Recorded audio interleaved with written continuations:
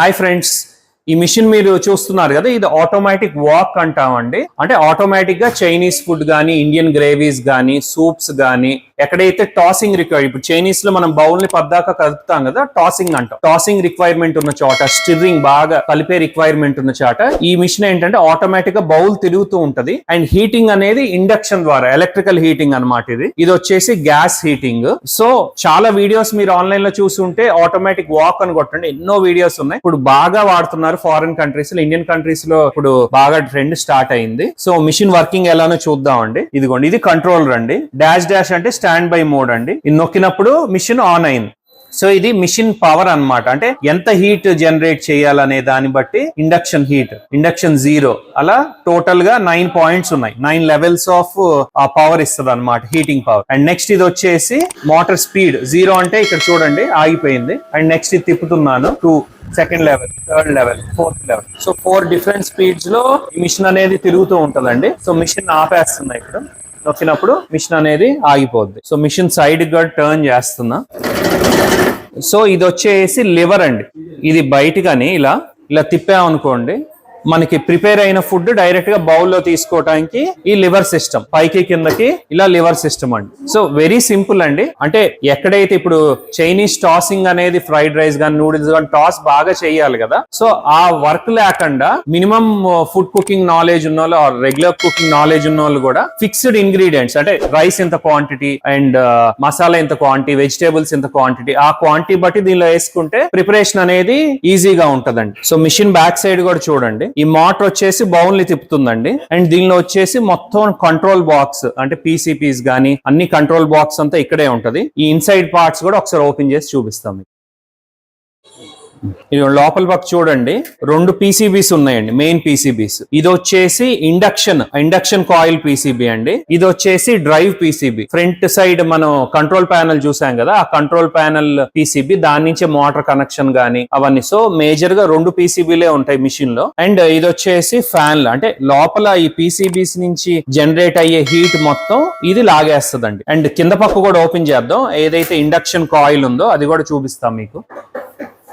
So కింద పక్క open చేస్తున్నా అండి, చూడండి. ఇది లోపల పక్క ఇండక్షన్ కాయిల్ ఉందండి. ఇండక్షన్ టెక్నాలజీ ఏంటంటే దీనిలో ఎలక్ట్రోమాగ్నెటిక్ వేవ్స్ జనరేట్ చేస్తుందంట. అంటే ఇది హీట్ అవ్వదు, ఇది ఎలక్ట్రోమాగ్నెటిక్ వేవ్స్ హీట్ చేసి, ఇక్కడ డ్రమ్ ఉంది కదా, ఈ డ్రమ్ ని హీట్ చేస్తుంది. ఈ డ్రమ్ ని హీట్ చేసి అండ్ లోపల ఉన్న ఫుడ్ హీట్ అవుతుందండి. సో యాజ్ ఇట్ ఈస్ ఆ కాయిల్ అనేది హీట్ అవ్వకుండా మనకి ఆ డ్రమ్ అనేది హీట్ చేస్తుందండి. సో అందరికి జనరల్ గా ఇండక్షన్ స్టవ్స్ ఇంట్లో వాడతారు, కమర్షియల్ గా వాడతారు, ఇలా చాలా బ్రాండెడ్ లో ఇండక్షన్ స్టవ్స్ వస్తాయి కదా. సో సిమిలర్ టెక్నాలజీ అండి. దీనిలో ఏంటంటే కాయిల్ ఫ్లాట్ గా ఉంటది. అండ్ దీనిలో ఏంటంటే ఇందాక చూపించినట్టు కింద పక్క వ్రాప్ చేసి ఉందండి. ఆ కాయిల్ అనేది ఇలా యూ షేప్ లో వ్రాప్ చేసి ఉన్నది. సో హీట్ అంటే ఇక్కడ ఎక్సెస్ ఏదైనా హీట్ జనరేట్ అయినప్పుడు ఈ ఫ్యాన్ ఏంటంటే బయటికి తన్నేయడానికి ఎక్స్ట్రా ఫ్యాన్ ఇచ్చున్నారండి. సో మెయిన్ టెక్నాలజీ ఏంటంటే induction technology with motor and drum అండి, ఈ చైనీస్ వాక్ అనేది. సో ఇక్కడ రోలర్స్ చూడండి, ఇదిగోండి ఇక్కడ వైట్ రోలర్స్ ఉన్నాయి, ఇక్కడ కూడా ఇంకో వైట్ రోలర్ ఉంది. ఈ రెండింటి మీద బేస్ చేసుకొని ఈ డ్రమ్ తిరుగుతూ ఉంటదండి. అండ్ లోపల ఇక్కడ డివైడర్స్ చూడండి, మిక్సింగ్ పర్ఫెక్ట్ గా అవ్వడానికి ఈ డివైడర్స్ అనేది ఉన్నాయి. అండ్ ఈ బౌల్ వచ్చేసి టెఫ్లాన్ కోటింగ్ బౌల్ అండి. అంటే జనరల్ గా ఏంటంటే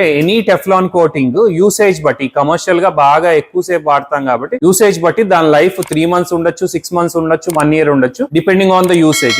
ఒకవేళ టెఫ్లాన్ కోటింగ్ పోయింది అనుకోండి, టెఫ్లాన్ కోటింగ్ ఫ్యాక్టరీస్ పంపించి ఇది కోటింగ్ అనేది వేయించుకోవచ్చు. ఆర్ న్యూ డ్రమ్స్ కూడా మా దగ్గర దొరుకుతాయి, ఆ న్యూ డ్రమ్స్ కూడా కొనుక్కోవచ్చు.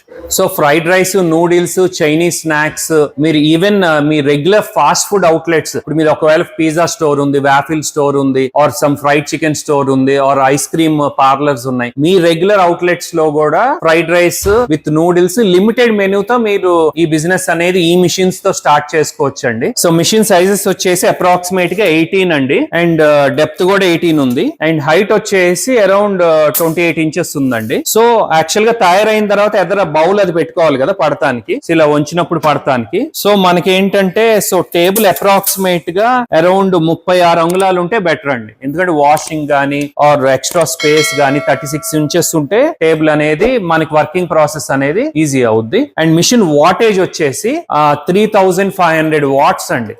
3.5 కిలో వాట్స్ అనేది ఇది పవర్ అనేది తీసుకుంటారు. డైరెక్ట్ 220 వోల్ట్స్ పవర్ తీసుకుంటారు. సో యాక్చువల్ గా ఈ మిషన్ మాకు ఎక్కువ అవుట్ ఆఫ్ స్టేట్ వెళ్తుందండి. సో యాక్చువల్ గా పార్ట్స్, ఆల్ పార్ట్స్ మా దగ్గర దొరుకుతాయి. సో ఇందాక చెప్పినట్టు ఏంటంటే ఒకవేళ ఏదైనా రిపేర్ వచ్చింది అనుకోండి, లోకల్ ఎనీ ఇండక్షన్ స్టవ్స్ అనేది ఈ రోజు కామన్ అయిపోయింది. ఆ మెకానిక్ దగ్గర మీరు తీసుకెళ్లినా ఆ పార్ట్స్ ఇమీడియట్ మార్చడం అండి. ఫర్ ఎగ్జాంపుల్ ఈ ప్యానెల్ పోయింది అనుకోండి, కంట్రోల్ ప్యానెల్ మార్చడమే. అండ్ లోపల ఇండక్షన్ బోర్డు ఉంది, ఇంకోటి కంట్రోల్ బోర్డు ఉంది, మోటార్ ఉంది. ఏ పార్ట్ అయితే పోయిందో మమ్మల్ని అప్రోచ్ అవుతే ఆ పార్ట్ మీకు పంపిస్తాం. ఆ లోకల్ మెకానిక్ తో మీరు మార్పించుకోవటమే. సో యాక్చువల్ గా లిడ్ కూడా వస్తుంది మిషన్ తో పాటు, బట్ లిడ్ యూస్ చేయకపోవడం బెటర్. ఎందుకంటే ఐడియల్ గా ఉన్నప్పుడు లిడ్ పెట్టుకోవడానికి, బట్ లిడ్ తీసి పెడుతున్నాం అనుకోండి ఈ టెఫ్లాన్ కోటింగ్ అనేది పోద్దండి. టెఫ్లాన్ కోటింగ్ పోయిందంటే మీకు అతుకుపోయే ఛాన్సెస్ ఫుడ్ ఈ బౌల్ కి ఎక్కువ ఉంటది. సో కేర్ అనేది తీసుకోవాలి.